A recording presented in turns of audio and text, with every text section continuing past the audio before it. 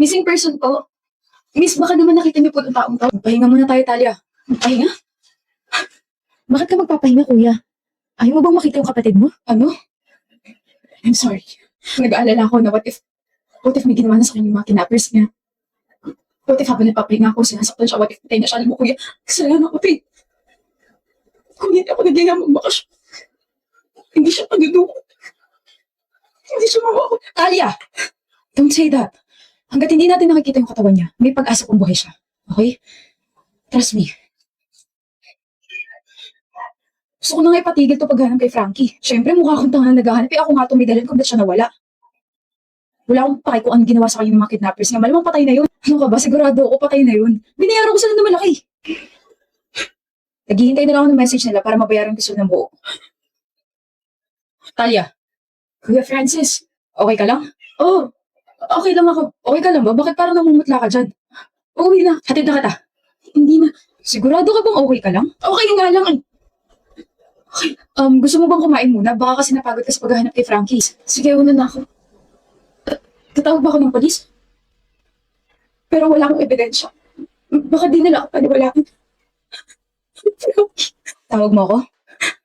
Talia. Frankie? Huwag kang lalapit. Ano? Marumi ako. Bakit? Bakit? Bakit bawal ako lumapit? Yung likod ko, marumi. Kaya, dyan ka lang. Don't tell me.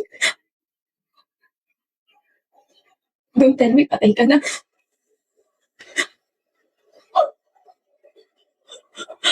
Nahirapan ka ba? Sakto lang. Pinahirapan ka ba? Pinahirapan? Ng mga kidnappers mo. Frankie, makukuha mo na yung hustisya mo. Pero you need to know the truth. Anong totoo? Si Kuya Francis. Siya yung may dahilan kung bakit ka na-kidnap. Namatay ka. Nawala ka. Nawala ka sa akin. Dahil sa kanya. Pupunta akong polis ngayon. Gabayan mo ko, Frankie. Kailangan ko maging matatag para sa'yo, okay? Mahaba yung pinagsamahan namin ni Kuya Francis. Pero, Talia, bakit hindi ako na-kidnap? Walang ganun na nangyari. Ano ba sinasabi mo? Huwag mo kapagtanggol yung kapatid mo. Kung hindi ka na-kidnap, ano? Nagtago ka? Hindi ako nagtago, Talia. Tinago mo ko. Ano? Ikaw ang dahilan kung bakit patay na ako. Kailangan ko ng pera at hindi ako nagpapaalam. Inuutusan kita, Frankie. Magsusugal ka naman ba, mahal? Ano naman sa'yo? Pinakasalan mo ako, diba? Eh di magtiis ka sa mga gusto kong gawin. Pinakasalan mo lang ba ako dahil sa pera ko? Ito na naman siya. Answer me, Talia. Hindi pa ba obvious? Dapat nga yung kuya mo yung pakakasalan ko, ikaso bigla kang umamin sa akin eh. Siyempre, nung una nainis ako kasi nasira yung major plan ko eh. Pero na-realize ko na Domingo ko nga rin pala, kaya pinatos na kita. Okay na ba? Kaya pahingi ako ng pera. Ayoko. Magtiis ka dyan. Pahingi na ako, sabi. Akala mo ba hindi ko alam na ikaw yung nagdana ako ng pera sa kumpanya ko? Nagbubulag-bulagan lang ako, Talia, kasi mahal kita. Frankie! Nahulog siya sa hagdan. Nahulog ko siya sa hagdan. Hindi yung totoo, Frankie. Walang nangyaring ganon. Nahulog ka sa hagdan. Hindi. Buhay pa dapat ako, but you were too scared, kaya dinala mo ako sa backyard natin. Naghukay ka ng hindi kalalima, tapos nilibing mo ko ron. Kaya marumi yung likod ko. Pero narinig ko yung kuya mo. May kausap siya sa cellphone niya. Siya yung may kagagawa ng lahat. Narinig ko siya, sabi niya. Nasa utak mo lang yun, hindi talaga yun yung sinabi ni kuya. Oo, magkasama kami yun, Italia. Kakabigay lang namin ng mga flyers. Sabi niya kasi dito kami magbigay, kaso konti lang yung mga tao rito. Ngayon, hindi siya okay. Yayayain ko muna siya kumain. Naniniwala akong hindi papatay si Bunso. Okay? Buhay pa yun. Buhay na buhay pa yun. Pero nakita kita, kinidnap ka sa harap ko. Yun ang pinaniwalaan ng utak mo. Pilit mo kinilimutan kung ano ba talaga yung nangyari. You created these new memories to deceive everyone, Talia. You insisted na nawala ako. Na kinidnap ako. Pinilit mo yung pamilya ko, nagmakaawa ka. Na huwag mo na ipaalam sa mga pulis, sa media na nawawala ako dahil baka may gawin sa akin yung mga kunong kidnappers. Kaya nagbigay muna kayo ng iilang flyers sa hindi mataong lugar. Pero ang totoo, ginawa mo yan dahil takot ka lang. Dahil baka ikaw yung maging unang suspect sa pagkawala ko dahil hindi naman ako nakita lumabas dito sa bahay. Confess. Now. Para matahimik na tayong lahat. Hindi ko naman sinasadya. Gusto ko lang naman ng pera. Gusto ko lang magsugal. Hindi ko sinasadya. Alam ko.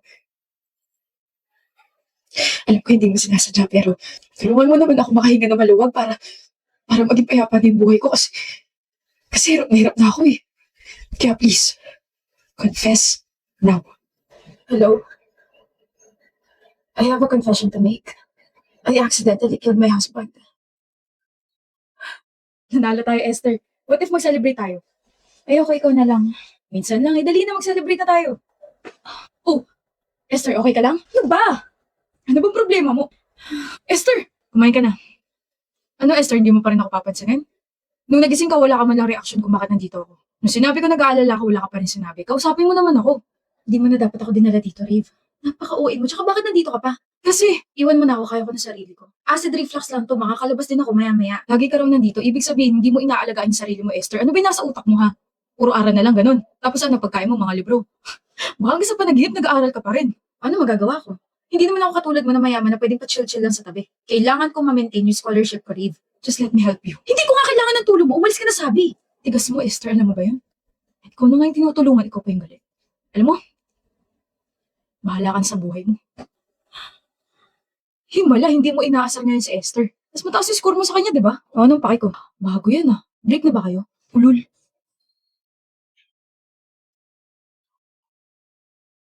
Esther, tumawag kayo ng ambulansya.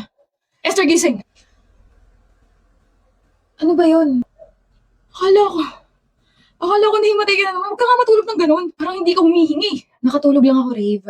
Tsaka, akala ko ba bahala na ako sa buhay ko? Akala ko ba? Parang pake ko. Ay, naiya. Pagkain. Mamaya. Kain. Sasabayin kita, Esther. Kumain ka muna. Busog. Sorry. Sorry saan? You were just trying to help me pero Tama yan, Esther. Maging aware ka sa ginawa mo. nangaasar ka ba, Rave? Pinaparealize ko lang sa'yo na mali ka. Hindi mo rin naman ako natiis. Hindi mo kasi alam kung gaano kakaputlan yung dinala ka sa ospital. First time kong makakita ng ganun, sobrang nag-alala ako, promise. Akala ko nga mamamatay ka na tapos malaman-laman ko na pabalik-balik ka pala. Itong hayop na yan. Ganito pala yung feeling, no? Na may nag-aalala sa'yo. How about your parents? Parents? Ah, may mga sariling mundo yun. Sugal ang mundo ng mga yun. Naawa ka? Hindi. Bakit natahimik ka? Iniisip ko lang kung paano ko sasabihin na kung hindi mo kayang alagaan yung sarili mo, edi ako na lang gagawa nun. Nga pala, bakit mo ako tinutulok pala yung nasa ospital tayo ha? Sungit-sungit mo. Ayoko kasing ma-attach sa isang tao. Okay, hindi ako komportable. Babaguhin natin yan. Wala ka nang kawala, Esther. Hindi kita lulubayan. Ako na mag-aalaga sa'yo eh.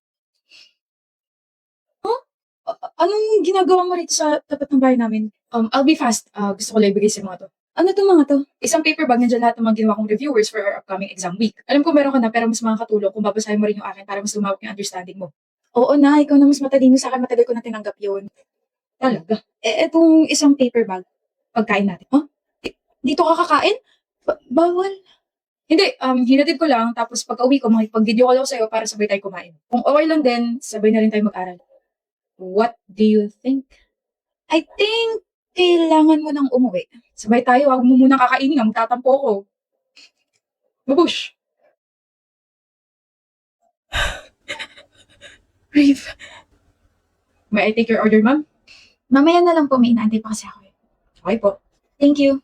Mal, Rave, hinaan mo nga yung boses mo. Nasa restaurant tayo. bakit ba excited ako makita ka? Ikaw ba, na-excite ka? Hindi. Tigas mo pa rin talaga, Esther, no? At ang OA mo pa rin talaga. Sige, pagbibigyan kita ngayon, Esther. Pero anyway, kaya medyo nalate ako. Kasi muntik na ako mabangga ng sasakyan. Walang Diyon na yan. Ano? Ayos ka lang ba? Ba, oo naman. Sabi ko kasi marami pa akong pangarap kasama ka. Lapitin ka talaga ng mga disgrasya, no? Alam mo, konti na lang, hindi na kita papayagan mag-drive at saka mag-commit mag-isa. Speaking of disgrasya, naalala mo yung munti ka na mabangga 6 years ago? Ganun na ganun yung feeling ko every time na may kinukwento ka na ganyan. Naalala ko yun, naiyak ka pa nga sa kape. Bakit umiiyak? Akala ko, akala ko nabunggo. Alam mo ba, yun yung time na na-realize ko na gustong-gusto na talaga kita. Like, what if What if nabangga ka talaga? Eh di napahiga na ako nun. Sayang, sana tinuloy mo na tapos doon ka na natulog. Alam mo, mahal, wala ka pa rin kupas.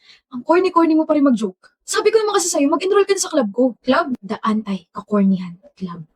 O saan ka pupunta? Sa CR, sama ka. Pwede? Manahimik ka nga dyan. Love you, Esther. Oo na, I love you too. Kilig. Mister, may tanong ako. Pwede mo naman akong tawagin na hindi nagugulat? Tigilan mo na kasi magkape. Kahit papiliin mo kung ikaw o kape, kape pa rin yung mamahalin ko. Hindi naman kita binibigyan ng options, basic ka talaga. Ano ba kasi at ginagambala mo naman yung poging katulad ko? I'll just ask a question and please, huwag mo akong tatawanan, okay? Kung mag-alala, di ka pa nga nagtatanong, natatawa na ako sa'yo eh. Dali na, my time is precious. What's the question? My precious. Paano mo malalaman kapag in love ni isang tao? In love ka? Hindi! Hindi. May umamin sa'yo? May nagpaparamdam sa'yo? Oh, Ariela, bago yan ah. May na-inlove sa'yo? Curious lang, like, bigla na lang siya pumasok sa isip ko.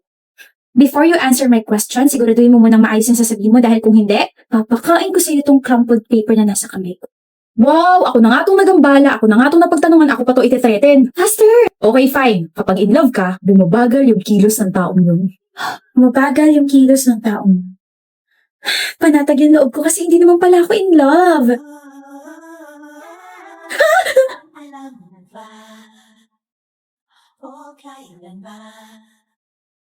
Shucks! Nag-slow mo siya? Nag-slow mo si Vixen? In love ako kay Vixen. I'm probably dreaming. Like, hindi to totoo. There's no such thing as slow-mo in real life. Kinakausap mo na naman sarili mo. Bakit parang gulat na gulat ka dyan? You're not in slow-mo anymore. Finally! Nagsasabi mo. Nothing. Nga pala, I forgot to tell you sa in love na yan. What? Pag slow-mo, in love ka sa taong yun. Kapag fast forward, ibig sabihin, gusto mo siyang pakasalan. Fast forward. Fast forward.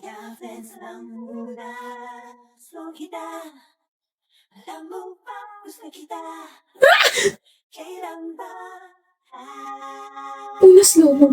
Tapos yung naka-fast forward na si Vixen. This is insane! I refuse to believe that this is happening. Vixen! Bakit? Pinabaliw mo ko. Ah? Simula na sinabi mo kung paano malalaman kapag in love ng isang tao, feeling ko bigla akong nabaliw sa'yo. Kapag nakikita kita, nagsuslow mo tsaka nagpa-fast forward ka. Anong ginawa mo sa akin? Why are you laughing? Ariela. What? I was just joking. Huh? Hindi ka pa nasanay sa akin na palagi kang inaasar? Naniwala ka talaga sa sinabi kong slow mo tsaka fast forward? Hindi totoo yan? Hindi. What about your actions? Nakita kita nag-slow mo ka tsaka nag-fast forward ka. Now tell me! Scripted yun. I knew it! Next time, kapag may sinabi ka, hindi na ako maniniwala sa'yo. Hindi na ako magtatanong sa'yo ng mga bagay-bagay. Wisit ka! Sorry na, Ariela. Di rin na paniniwalaan mo yung mga sinabi ko eh. Yan pala parang ang weird kasi I know I like you, pero love?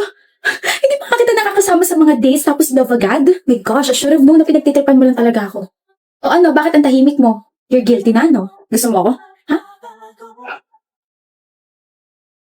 Gusto ko ulit marinig yun. Ayaw ko. Iba yata yung naririnig ko ah. Naririnig ko yung heartbeat mo. That's impossible. You can't... My bad. Naririnig ko pala yung sa akin. Tawag ka na ng girlfriend mo. Tawag mo ako? I mean, tawag ka na ng girl. Wala akong girlfriend, Ariela. Wala rin ako nililigawan at wala akong ibang gusto. Hindi ko naman tinatanong. I'm just informing you. Alis ka na. Di tayo. Pwede? At bakit? Hindi pa nawawala inis ko sa'yo ah. So kapag nawala na, pwede na? Ganyan ka lang naman kasi umamin ako bigla eh. Hindi naman ako magpapapansin sa'yo kung hindi kita gusto. Okay. Okay? Let's have a date. One date lang. Okay. One date and I'll make sure madadagdagan pa yun. See you, Ariela. Never! Hi, babe. Stop right there. 187th date with Vixen. Naalala ko tuloy dati, sabi mo isang date lang. Never ka pa dyan dati ah. Kasi naman, I felt so hard after our third date, kaya sabi ko hindi na kita pakakawalan kasi you made me realize kung anong feeling ang ma-in-love sa taong gusto mo. And anong na-feel mo nun? Safe, genuine, and completeness. Until now, yun pa rin yung pinaparamdam mo sa akin ah. Kahit nautuwa ta sa slow-mo at fast forward, I love you, Ariela. Kahit nakakabwisit ka, Vixen, mahal din kita.